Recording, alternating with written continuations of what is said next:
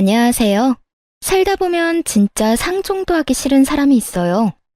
저와 남편에게는 시모와 시부가 그런 사람이었죠. 친자식이 아니라는 이유로 남편을 차별하는 것도 모자라서 그 와이프인 저마저 괴롭히려던 시댁이었으니까요. 그런 시댁과 얼마 전에 완벽하게 인연을 끊고 이렇게 평온한 마음으로 글을 쓰고 있네요. 지금이야 마음의 평화를 되찾기는 했지만 사실 이렇게 되기 직전까지도 엄청 힘들었어요. 남편은 물론 저보다 더 오랜 기간 힘들어했고요. 저희 부부의 힘겨운 사연 한번 들어봐 주세요. 저는 유복한 가정에서 자라진 않았지만 대신 화목한 가정이었고 사랑을 듬뿍 받으며 자란 외동딸이에요. 남편을 처음 만났을 때 남편은 참 힘들어 보였어요. 항상 어딘가에 쫓기는 것만 같았거든요. 대기업을 다니던 남편은 회사에서도 쫓기는 것처럼 일했고 집에서도 편히 쉬지 못하고 내내 밖으로 돌아다니더라고요. 당시 저는 집과 거리가 먼 곳에 발령받아 자취를 하는 중이었는데 저의 자취방에 오는 걸 남편이 무척 좋아했었죠. 그렇게 함께 있는 시간 동안 점점 안정을 찾던 남편은 저에게 프로포즈를 했어요. 그래, 우리 아들이 며느리감으로 아주 참한 아가씨를 데려왔구나. 공무원이라고? 안정적이고 좋은 직장만큼 좋은 게 없지. 프로포즈를 받고 처음으로 만난 시부는 다행스럽게도 좋게 봐주셨어요. 그런데 그 옆에 있던 시모는 전혀 다르더군요. 말단 공무원이 뭐가 좋다고 난리예요? 그런 거 공부만 좀 하면 다 하는 거예요. 집안에 돈 한 푼 없는 애를 데려와서는 꼭 어디 가서 자기 같은 애를 데려와? 어허, 며느라가 듣는 데서 무슨 말을 하는 거야? 이해해라. 네 시엠이 될 사람이 마음이 좁아서 그래. 시부 말에 시모는 입을 삐죽이고 있더군요. 시부는 그런 시모를 흘겨보고는 저한테 인자한 미소를 지으며 말했죠. 그래, 우리 아들이 이렇게 참한 아가씨를 데려왔는데 아버지 될 내가 가만히 있으면 안 되겠지. 어디, 내 명의로 아파트가 하나 있는데 그걸 너희 신혼집으로 쓰는 게 어떻겠냐? 남편이 아버지 하고 입을 떼는데 뜬금없이 옆에서 쇳된 목소리가 터져나왔어요. 당신 그게 무슨 말이에요? 그 아파트를 왜 첫째한테 줘요? 첫째 아들한테 집 해주면 둘째 아들한테 뭐 해줄 건데요? 아파트가 그거 하나뿐인데 그걸 주는 건 형평성에 어긋나죠? 우리 아들은 아들도 아니에요? 시모의 반대에 남편이 급하게 입을 다물었고 저는 당황한 표정으로 시모를 쳐다봤죠. 지금 당장은 현금이 별로 없어서 그렇지 이 사람아. 그래도 아들 장가 가는데 집 한 채는 해줘야 할 거 아니야. 아들이 둘인데 왜 그 생각을 못하는 거냐고요. 우리가 재혼했다고 설마 아들들 차별하는 거예요? 아니 누가 차별을 했다고 그래? 내가 당신 아들 사업자금 필요하다고 할 때 안 된다고 한 적 있어? 그놈이 다 말아먹어도 돈 빌려줬잖아. 어쨌든 난 반대예요. 우리 아들도 결혼 정년기예요. 곧 있으면 결혼할지도 모르는데 형한테 주고 남은 찌끄러기나 받아먹게 할 생각인 거면 나 당신 가만 안 둬요. 시모는 단단히 화가 난 모양이었어요. 그걸 보는 시부가 답답하단 표정으로 시모를 쳐다봤지만 딱히 뭐라고 화내진 않더군요. 난감한 표정으로 남편과 저를 쳐다볼 뿐이었죠. 남편은 이 상황이 익숙한 건지 시부에게 그러더군요. 아버지, 저희는 집 안 해주셔도 돼요. 그냥 저희 알아서 할게요. 들었죠? 애가 한두 살 먹은 애도 아닌데 어련히 자기가 알아서 하겠죠. 대기업 다니면서 그 정도 돈도 안 모아놨겠냐고요. 그래도 아들이 결혼하는데 아버지가 돼서 어떻게 아무것도 안 해줄 수가 있겠어. 그러면 일단 내 수중에 꺼낼 수 있는 돈은 1억 정도 있으니까 그걸 보태주마. 그래도 괜찮겠어? 예, 아버지. 아버지 편한 대로 하세요. 전 괜찮아요. 남편은 뭐라도 상관없다는 표정이었어요. 그렇게 저희는 결혼할 때 1억을 지원받아 집을 해결하기로 했어요. 다행이라면 저와 남편이 돈을 좀 모아놔서 대출을 많이 받지 않아도 집을 마련할 수 있었다는 점이었죠. 이 상황을 옆에서 지켜보며 남편이 왜 그렇게 집안에서 겉돌았는지 눈치를 어느 정도 챘어요. 남편만이 그 집에서 겉돌고 있더라고요. 어느 누구도 남편에게 친애의 정을 보이는 사람이 없었어요. 시모 눈치나 보는 시부, 둘째 아들만 감싸고 도는 시모, 형에게 과도한 열등감을 품고 있는 시동생까지. 정말 이 집에서 정을 못 붙일 수밖에 없었구나 하는 생각이 들었죠. 그래서 이 사람에게 최대한 마음의 안식처가 되어줘야겠다고 생각하게 되었기도 했고요.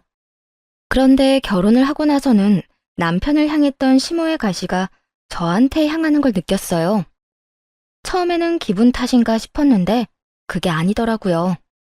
명확하게 저를 노리고 있었죠. 너희 시아버지가 너한테 오냐오냐 한다고 기고만장하지 말아라. 그거 다 겉으로 보여주기 식이야. 공무원 며느리가 밥 먹여줘? 그저 허영허식이 아주 쩔어서는. 시모의 말 때문에 시부가 저를 그리 좋아하지 않나 생각하기도 했는데 그렇지는 않더라고요. 시부는 진짜 진심으로 며느리인 저를 좋아해 주셨어요. 이유는 아들만 둘인 집에 들어온 첫 번째 며느리였기 때문이었죠. 게다가 시부가 좋아하는 직종을 가졌으니 더했고요. 시부는 저를 볼 때마다 불러서 용돈도 주시고 맛있는 거 먹으라며 따로 한우도 챙겨주고 하셨어요. 그런데 그걸 옆에서 보는 시모는 정말로 눈에 쌍심지를 켜고 그걸 막으려고 하더군요. 제 눈에 시모는 시부의 사랑을 빼앗겨서 초조해하는 어린애처럼 보였어요. 시부가 제게 잘해줄 때마다 시모는 저를 더 괴롭혔거든요. 시부가 없는 자리에서는 이미 했던 설거지 트집 잡아 한 번 더 시키거나 복장이나 머리를 지적하기도 했고 말이에요. 뭐 그런 사소한 것들은 참아줄 수 있었어요. 하지만 정작 참을 수 없는 부분은 따로 있었죠. 명절 때 일이었는데 시댁에서 명절을 지내고 친정으로 가기 위해 일어난 참이었어요. 몸이 좋지 않아 누워있던 시부는 멀리 나가지 않는다며 밖에 준비해둔 선물 잘 들고 가라고 하시더군요. 그렇게 시모와 함께 거실로 나와 현관으로 가는데 현관 앞에 시부가 말한 선물이 있더라고요. 8개나 되는 선물 상자들이 있었는데 시모가 그 중에서 2개를 골라주더군요. 안쪽을 슬쩍 보니 누가 봐도 생필품 세트였어요. 나머지는 고운 보자기에 포장된 누가 봐도 비싼 것들이었고요. 그런데 정말 수상하다고 여겨질 만한 게 눈에 보였어요. 선물이 모두 2개씩 딱딱 나눠져 있었거든요. 한눈에 봐도 아들들 둘에게 4개씩 나눠주라고 준 것 같아 보였죠. 나머지는 산삼에 자연산 송이, 한우 같은 것들이었는데 그 비싼 것들은 다 놔두고 시모가 생필품만 챙겨주더군요. 처음에는 시부가 그것만 주라고 했나 보다 싶었어요. 그래서 빈정이 상하긴 해도 별말 안 했죠. 미안해. 장인 장모님한테 드릴 선물은 내가 따로 준비했어. 남편 말에 저는 의아한 표정으로 남편에게 물어봤어요. 당신이 왜 그걸 따로 준비해? 우리가 같이 준비한 선물 있잖아. 아니, 아버지가 주신 거. 사실은 아버지 의도는 아닐 거거든. 어머니가 내 건 항상 저렇게 중간에서 가로채서 동생한테 줘서 아마 이번에도 예전처럼 행동하신 걸 거야. 내가 미리 사과할게. 그리고 왠지 그럴 것 같아서 선물도 하나 더 사놨고. 뭐? 여태까지 계속 당신이 그런 취급당했다고? 아버님은 계속 모르시고? 그거 이야기해야 하는 거 아니야? 이야기해봐야 아버지한테 안 먹혀.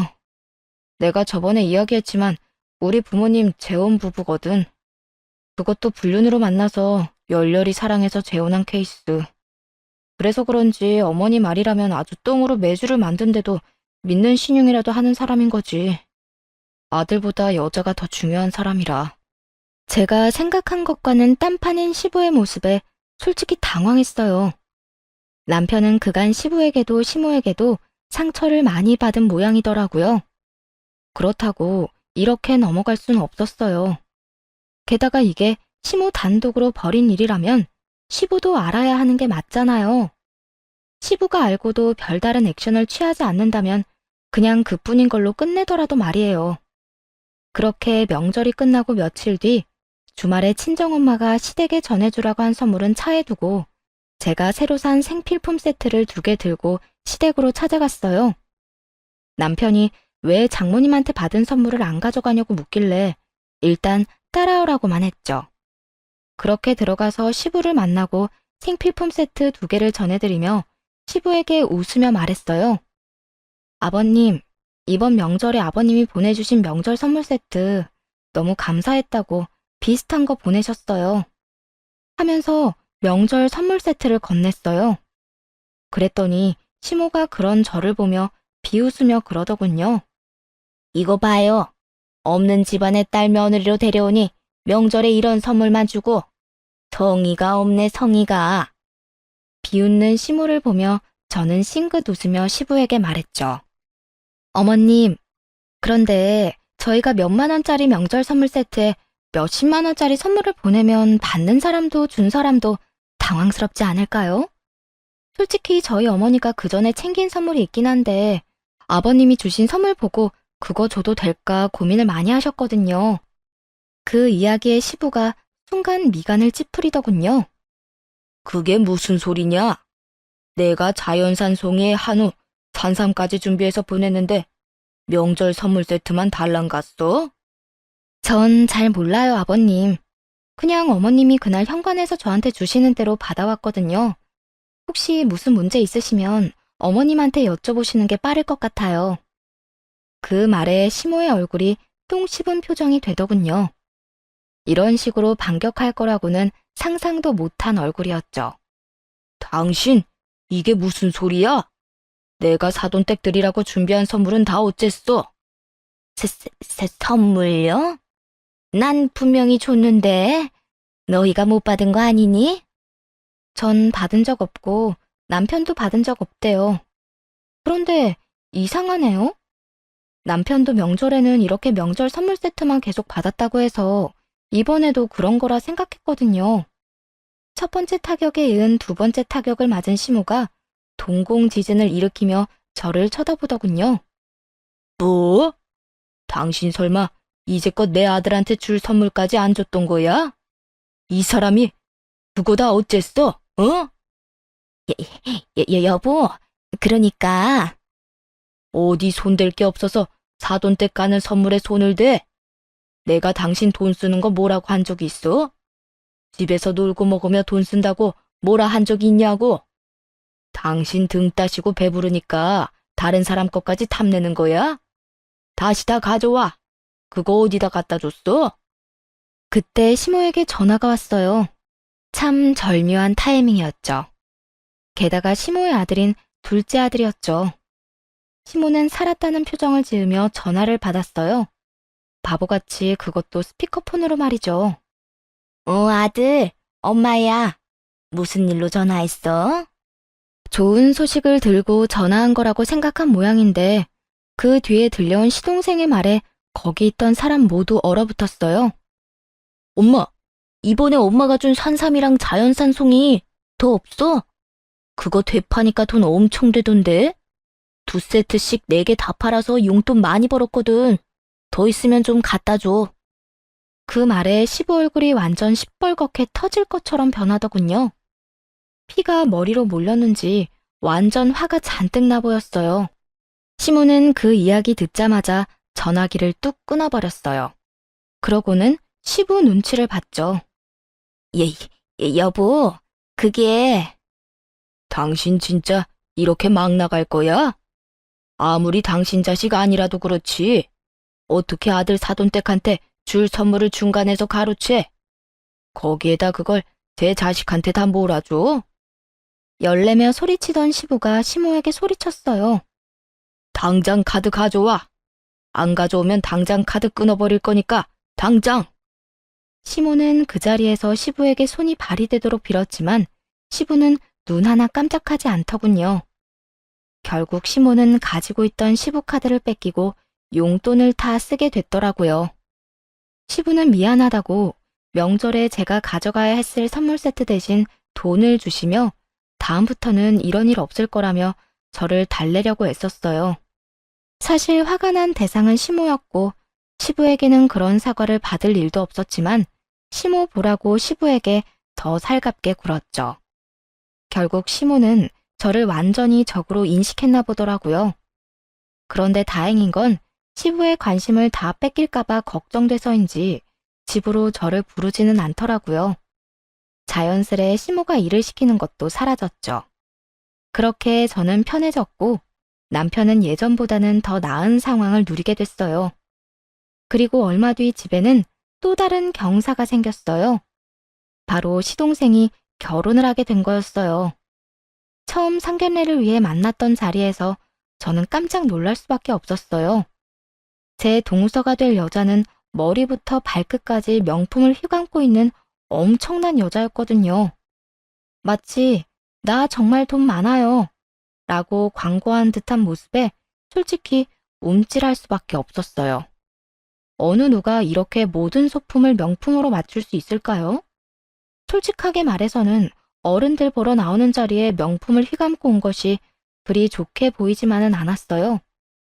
제가 보수적인 것도 있지만 보통 결혼이라는 것이 상대방과 맞춰서 해야 하는데 시댁이 그 정도로 부자는 아니었거든요. 그렇지만 시동생이 하고 있는 꼴을 보니 또 그렇지만은 않다는 생각도 했네요. 시동생도 똑같이 명품으로 휘감고 있었거든요. 명품 좋아하는 사람들끼리 만났으니 잘 됐다 싶기도 했죠. 그런데 시모는 둘째 며느리 될 여자를 보더니 너무너무 좋았는지 입이 귀에 걸리셨더라고요. 둘째 며느리가 돈 많다고 우리 집도 기죽으면 안 된다며 둘째 결혼 때 힘 좀 쓰라고 아주 옆에서 난리였죠. 그렇게 시동생 결혼식은 무척 빨리 진행됐어요. 상견례를 하고 거의 3개월 안에 모든 일이 이루어졌죠. 혼전 임신도 아닌데 이렇게 빨리 결혼한 것도 의아했어요. 그리고 결혼식 날 저와 남편은 정말 충격적인 이야기를 듣게 됐어요. 야, 쟤 정말 시집 잘 갔더라. 시댁에서 5억짜리 집 해준다고 했지? 들었어. 시댁이 잘 산다던데. 흔쾌히 집 해줬나 봐. 둘째한테 5억짜리 집 해줬으면 첫째한테는 더 비싼 집 해줬겠지? 암튼 돈 많은 집안 잘 물었네. 이런 이야기를 동서의 친구들이 나누고 있더군요. 저랑 남편은 동시에 서로를 바라봤어요. 이게 진짜인가 싶었거든요. 당신 아버님한테 뭐 들은 거 없어? 나한테 말해줄 것 같아. 설마 진짜 주신 거야? 전세 뭐 이런 거 아니고? 나도 몰라. 확인해봐야 알 수 있겠지. 아, 근데 왜 해줬을 것 같지?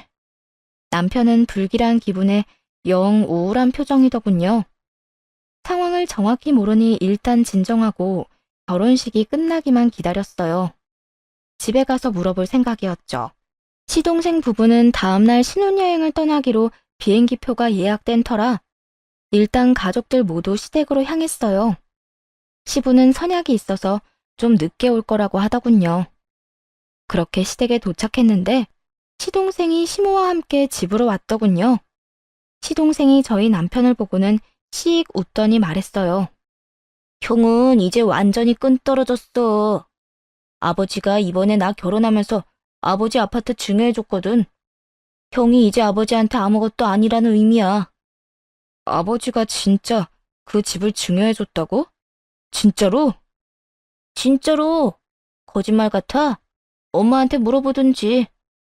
어쨌든 이제 앞으로 그 재수없는 면상 이 집에 들이대지 마. 여기 형 자리 이제 없으니까. 알아들었지? 시동생은 그간의 열등감을 모조리 털어내듯 남편에게 굉장히 공격적인 언사를 퍼부었어요. 대기업에 취직해 부지런히 생활하는 생판남이나 마찬가지인 형과 매번 비교당하는 시동생의 열등감인 것이 말할 필요도 없을 만큼 명백했죠. 그렇지만 해도 될 말이 있고 하지 말아야 할 말이 있죠. 이 상황에서 어떻게 저런 말을 하는지 듣고 있는 제가 다 어이가 없더라고요. 게다가 시부가 없으니 일이 어떻게 된 건지 확인하기도 어렵더라고요. 그때 시모가 저한테 쐐기를 박더군요. 그러게, 네가 애초에 잘했으면 아버지도 너한테 뭐라도 주려고 하지 않았겠니? 이제 너한테 기대하는 거 하나 없다는 뜻이야. 괜히 아버지 심기 거스르지 말고 다시는 집 찾지 마. 아예 저희를 이 집안에 발도 못 들이도록 만들 심산이더군요. 남편은 당황한 듯 시모에게 되물었죠. 진짜 이게 아버지 뜻이라고요? 보이는 대로 믿어, 보이는 대로. 네 동생한테 5억이나 준 거 보면 너희 아버지도 우리 아들이 얼마나 잘하고 있는지 이제야 알게 된 거지. 그러니까 제발 앞으로 잘 사는 우리들한테 오지 말고 너희들끼리 살아, 너희들끼리. 시모 이야기를 듣고 남편은 화를 내며 소리쳤어요. 이거 다 아줌마 짓이죠? 아줌마가 우리 아버지 살살 꼬셔서 동생한테 증여하라고 했을 거 아니에요. 아버지가 처음에 저 결혼할 때 그 집 주려고 하신 것 때문에 지금 이러는 거잖아요. 남편이 이야기하는 걸 들어보니 느낌이 오더라고요. 시부 명의의 그 집이 자기 친자식이 아니라 전처 자식에게 갈까봐 걱정된 모양이었어요. 그러니 결혼도 급하게 시킨 모양이고 그 결혼을 이유로 집까지 증여해달라고 했겠죠. 니들 마음대로 생각해. 그리고 너 시아버지한테 예쁨 받는다고 그런 식으로 까부는 거 아니다. 그러다 큰 코 다치는 수가 있어. 그런데 그때 시부가 문을 콱 열며 들어오면서 소리치더군요. 왜 이렇게 시끄러워? 아, 여보, 오셨어요? 얘네들이 저한테 당신이 둘째한테 5억짜리 집 증여해 준 거 진짜냐고 캐묻더라고요.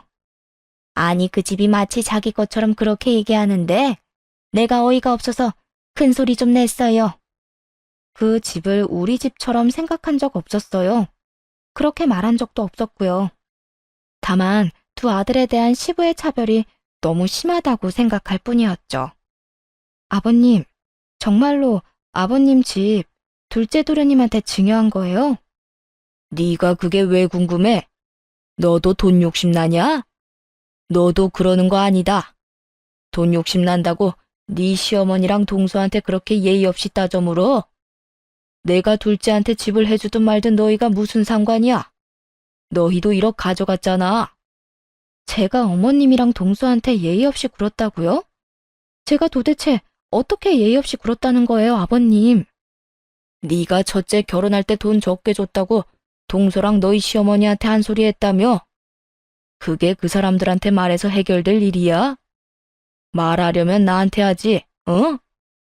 맹세코 그런 말 한 적도 없었어요. 그 증여 사실조차 방금 전에 알았는데, 그리고 동서를 만난 건 결혼식에서 사진 찍을 때가 다였어요. 그런데 시부가 그렇게 이야기하니 정말 미치고 환장하겠더라고요.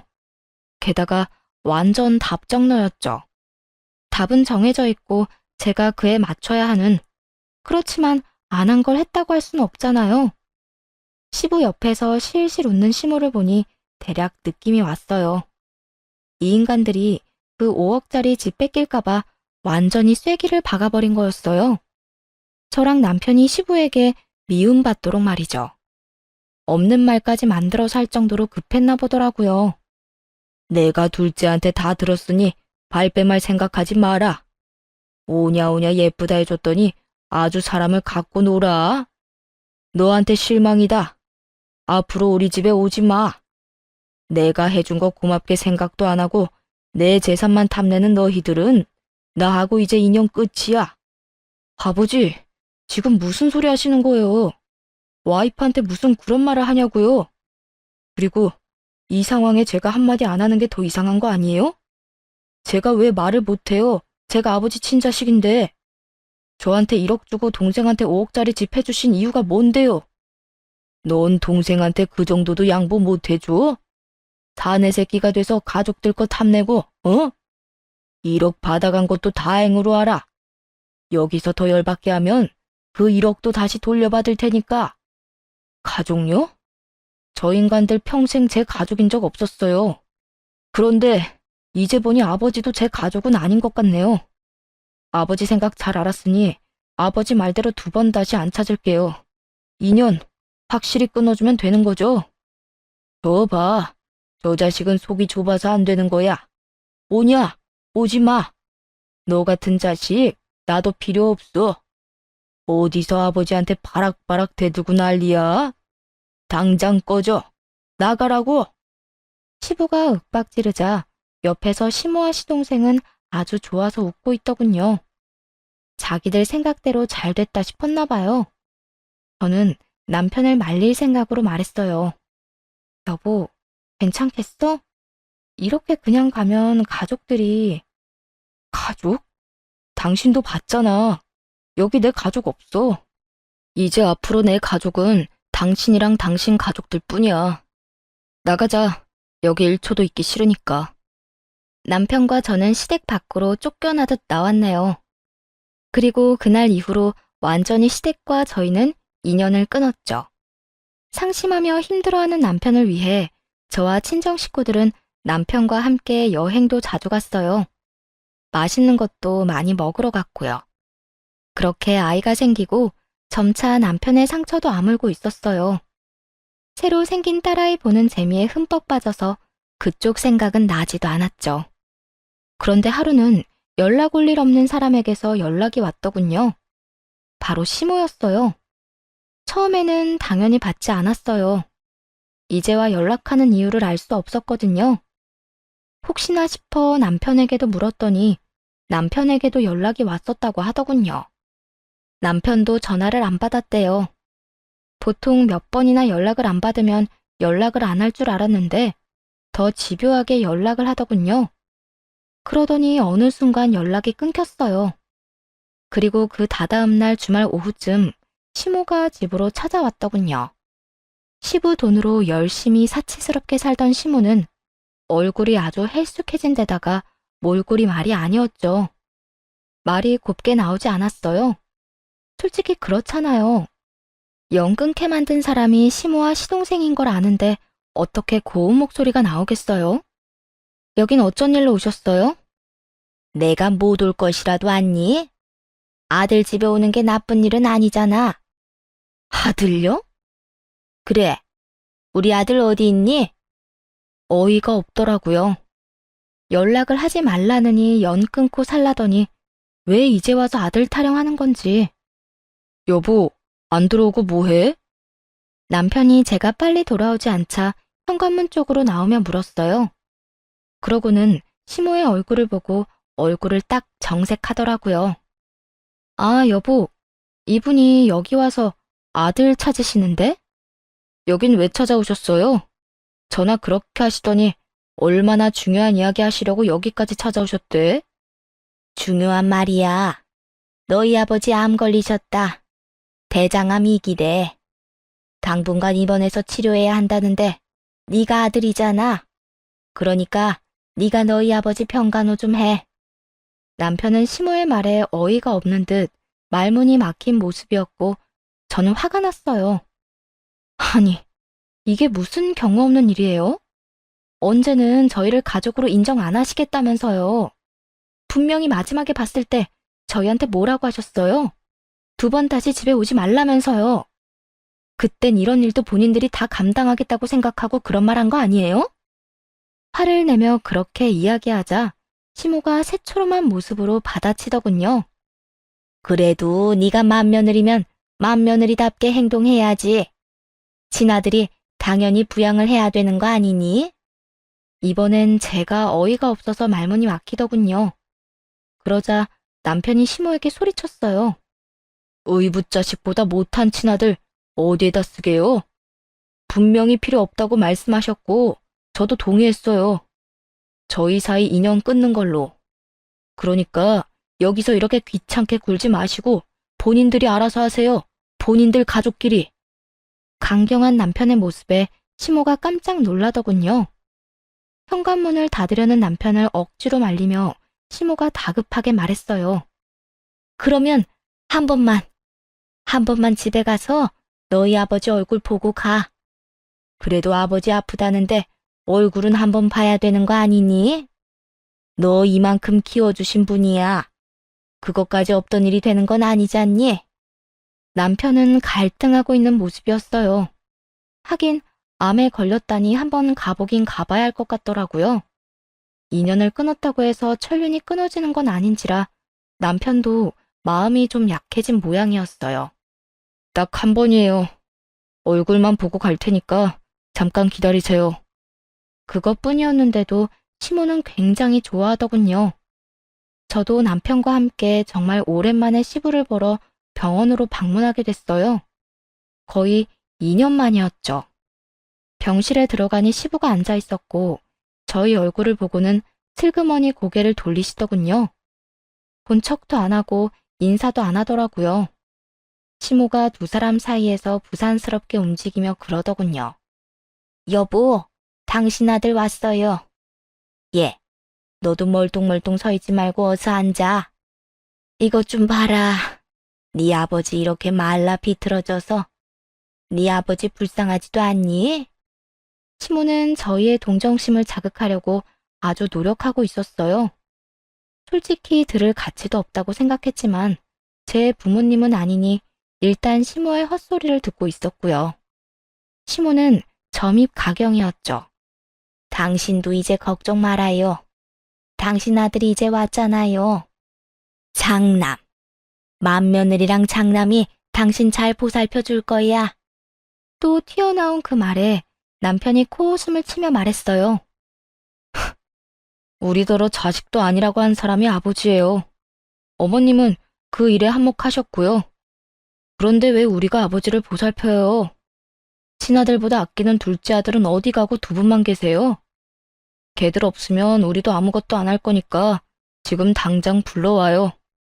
남편은 당장 시동생과 동서를 불러오라고 딱 잘라 말했어요. 동생네 없으면 지금 당장 가겠다고 으름장을 놓자 시모가 그제야 시동생에게 전화를 했어요. 시동생은 심드렁한 표정으로 느긋하게 병원으로 들어오더군요. 바쁜 사람은 왜 불러? 아버지 왜 안 모시냐? 네 일 아니야? 이게 왜 내 일이야? 형이 친아들이잖아. 그러면 친아들이 아버지 데려가는 게 맞는 말이지. 친아들이고 가짜 아들이고 뭐가 중요해? 받은 만큼 하면 되지.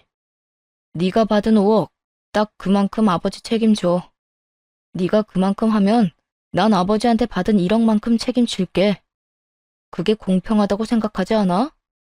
친아들보다 증여 많이 받아갔잖아. 형, 우리가 증여 좀 받아갔다고 아버지 재산이 없는 게 아니잖아. 아버지 돌아가시면 어차피 이 재산들 다 형 건데. 말은 똑바로 해. 너랑 어머니도 돈 받는 거거든? 나한테 아버지 모시게 하려면 5억 받은 거 토해내. 그거 아버지한테 돌려주면 내가 그 돈으로 아버지 모실게. 그걸로 수발들 때 드는 인건비며 병원비며 노동비까지 해야 하지 않겠어? 줬다 뺏는 게 어딨어. 형 것도 아닌데. 그리고 이미 그 돈은 없어. 형이 아무리 원해도 못 주지. 누가 나한테 달래? 아버지한테 돌려주라고. 아니면 집을 팔아서라도 가져와. 아니면 그 집을 다시 아버지한테 돌려주던가. 그 집이 아직 있을 것 같아? 벌써 팔아서 사업 미천으로 썼지. 그 이야기에 조용히 있던 시부가 깜짝 놀라더군요. 뭐라고? 그 집이 어떤 집인데 그걸 팔아서 사업 미천으로 써? 너 얼마 전에 사업도 망하지 않았어? 내가 그거 줄 때 절대로 사업하지 말라고 했잖아. 아버지, 제가 할 줄 아는 게 그것뿐인데 그럼 어떡해요? 게다가 경기가 안 좋아서 계속 적자가 나는 게 제 잘못은 아니죠.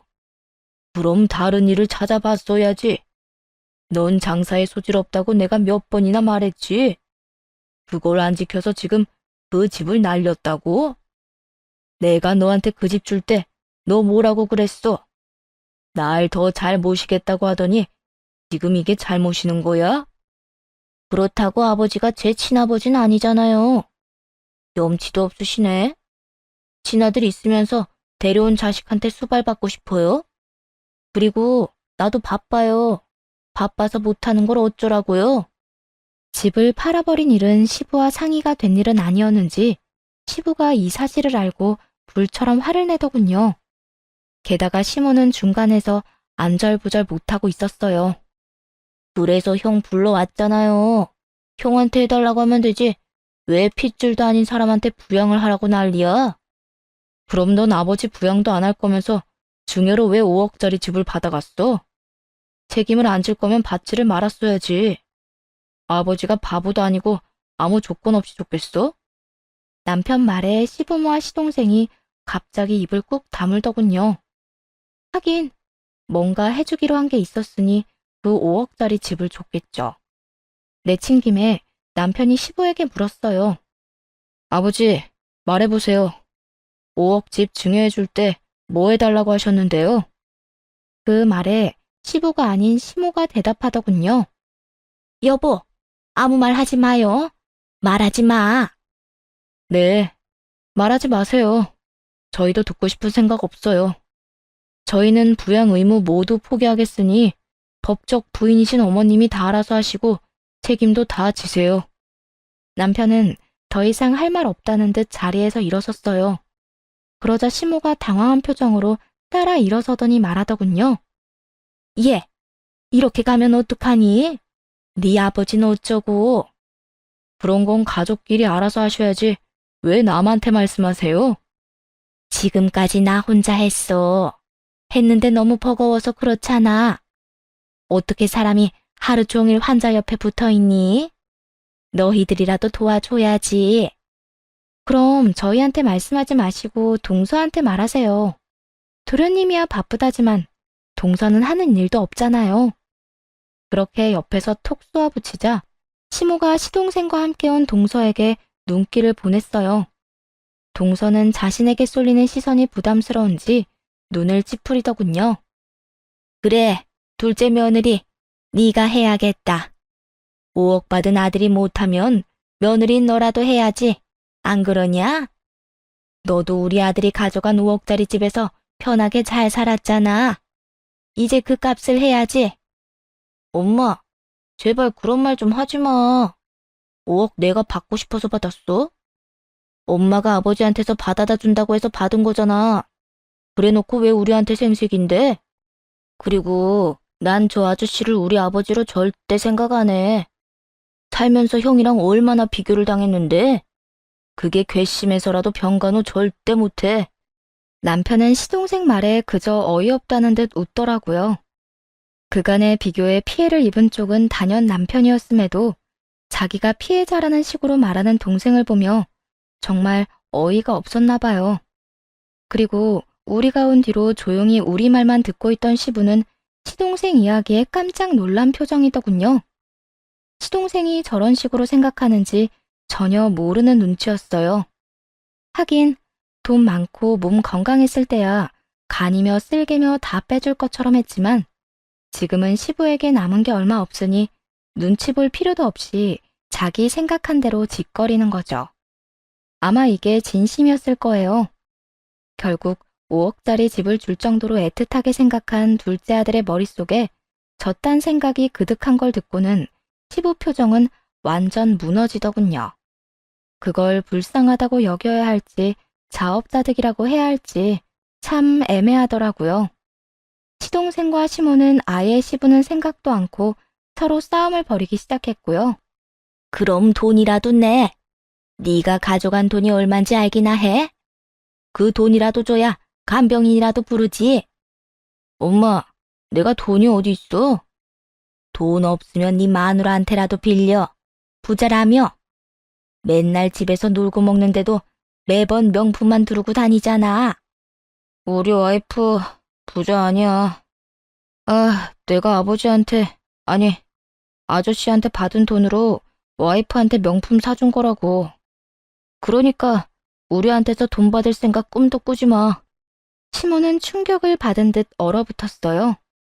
부자 며느리라고 좋아하더니 사실은 아들 돈으로 부자 흉내만 내던 여자라는 걸 알게 된 거죠. 너 설마 그 사업한다고 받은 돈을 네 마누라 치장하는데 다 쓴 거야? 정말로 그런 거냐고? 내가 그 돈을 어디다 쓰든 그게 뭔 상관인데. 그리고 사업하면서 돈 없는 티 내면 얼마나 웃겨 보이는 줄 알아? 이게 다 품위 유지비야, 품위 유지비. 얼토당토 않은 말을 짓거리는 시동생을 보며 속으로 한참을 웃었네요. 명품을 두른다고 명품이 되는 게 아닌데 자기 돈도 아니고 의붓아버지 돈으로 부자 흉내를 내는 사람이 둘이나 여기 있더군요. 너 그러면 진짜 한 푼도 없어? 내가 돈 많이 모아두라고 했잖아. 그것도 없어? 네, 없어요. 나한테 아무것도 없으니 기대하지 마, 엄마. 그리고 수발도 안 들 거니까 엄마가 다 알아서 해. 이제 아들한테서 졸업할 나이 지났잖아. 여태껏 자기 입에 떠먹여주던 시모에게 쿨하게 이별을 고한 시동생은 동서를 데리고 나가버렸어요. 시모가 쫓아가며 이야기 아직 안 끝났다며 붙잡으려 했지만 시동생은 매몰차게 친엄마까지 버리고 나갔죠. 결국 시동생도 사라지고 시모가 다시 돌아왔을 때 저희도 나가겠다고 했어요. 난 수발 못 들어. 이렇게는 못 산다고. 알아서 하세요. 저는 상관 안 합니다.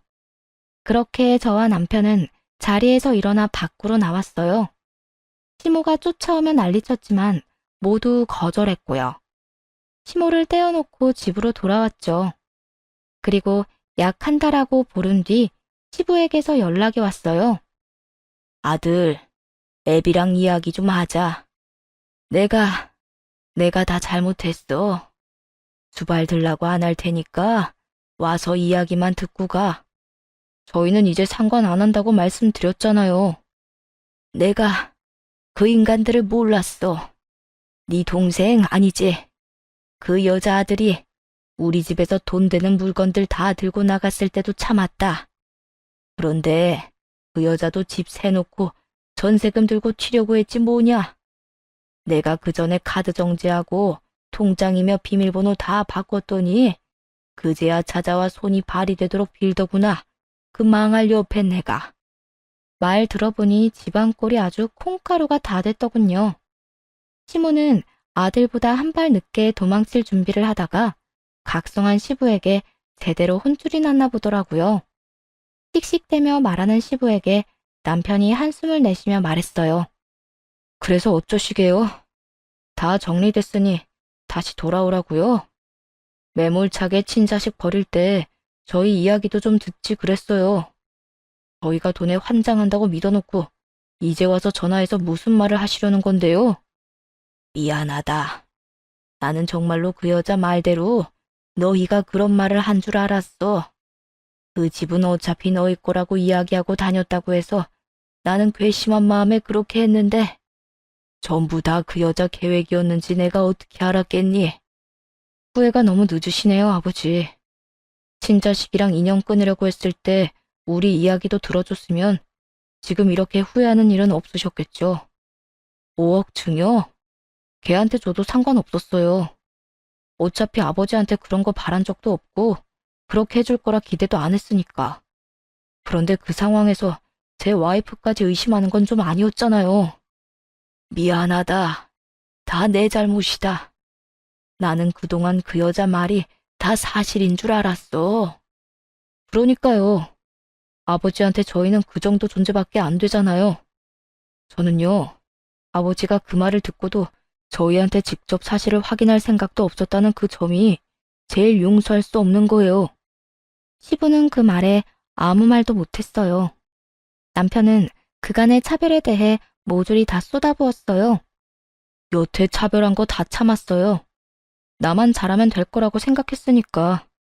근데 아버지는요, 자기 병수발 들어줄 사람 없으니까 이제야 저 찾아오시는 거잖아요.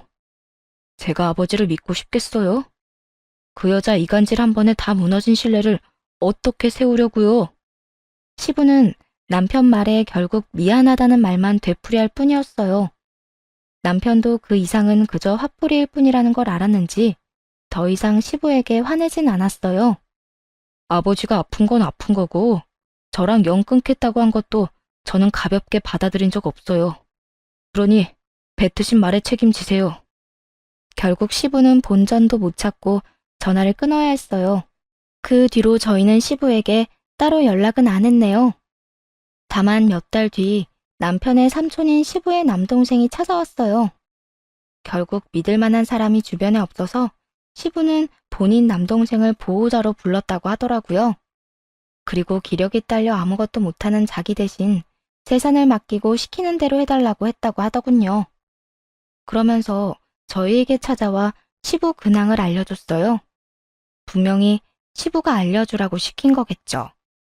들어보니 시모가 한바탕 휘몰아치고 갔더라고요. 일단 시삼촌이 온 당시에는 두 사람이 이혼하기로 합의가 된 상황이었어요. 솔직히 전 시모가 이혼을 안 해줄 거라고 생각했거든요. 시모 입장에서는 어떻게든 붙어 있다가 유산이라도 먹으면 더 이득일 테니까요. 그런데 시부가 엄청 독하게 굴었다고 하더라고요. 기력 없는 본인 대신 남동생인 시삼촌을 불러와서 아주 시모를 지옥으로 보내버렸더군요. 저희랑 마지막으로 연락한 그 다음날 시삼촌 불러다가 시댁집을 팔도록 했다고 해요. 시모가 무슨 권한으로 그러냐고 난리치니까 시부가 시삼촌에게 전세금을 받고 그 집을 내어줬답니다. 그러니 시삼촌은 자기가 전세 계약했다며 나오라고 시모를 내쫓았다고 했고요. 그렇게 나온 시모는 갈 곳이 없어서 자기 오빠네 집으로 들어갔는데 아무리 생각해도 빠져나갈 구멍이 없었는지 시부에게 찾아가 손이 발이 되도록 빌었다고 하더군요. 하지만 시부는 가정을 파탄내는 시모와는 함께 못 산다고 10원짜리 한 장도 아까우니 이혼하자고 했다고 하고요. 시모는 이혼은 절대 안 된다고 막아섰다는데 그런다고 이혼을 못하는 건 아니죠. 게다가 알고 보니까 시부가 자기 의붓자식인 둘째 아들에게 돈을 빌려줄 때면 항상 사용증을 썼다고 하더군요. 갚을 사람은 시모와 둘째 아들로 해놓고요. 시모는 자기 친아들이 도망갔으니 시부와 헤어지면 그 돈을 모조리 갚아야 하는 신세인 거였죠. 그러니 절대 이혼은 안 하려고 했지만 그게 맘대로 되나요? 책임이 있는 만큼 이혼을 요구받으면 어쩔 수 없이 받아들여야 하는 법이죠. 게다가 시부가 유산은 절대 안 줄 거라는 듯 매일같이 비싸고 좋은 것들을 사들여서 사치스럽게 돈을 펑펑 쓰니 시모가 멘탈이 아예 나가버렸나 봐요. 시부가 나 죽어도 너 절대로 이 돈 못 갚게 할 거라고 다 쓰고 가겠다고 으름장을 놓으니 어쩔 수 있나요? 어쩔 수 없이 시부와 이혼을 하게 됐다고 하더라고요. 그렇게 돈 한 푼 없이 빚만 잔뜩 짊어진 채 이혼했으니 열받아서 자기 아들 찾아다니고 난리도 아니래요. 아들놈 찾으면 그 명품부터 팔아치워서 돈 마련한다고 말이죠. 참 한심한 가족이 아닐 수 없더라고요. 다 퍼다 준 자기 친아들한테 배신당한 시모나 그런 시모에게 배신당한 시부나 다 똑같은 인간이었죠. 그렇게 최소한의 연락만 하며 지낸 지 벌써 2년이 다 되어가요. 시부는 치료 후 퇴원해서 통원 치료로 병원을 다니고 있어요. 저희는 변함없이 친정 부모님과만 긴밀히 지내며 살고 있고요. 속 썩이는 집안이랑은 안 보며 사는 게 상책이라고 생각하네요.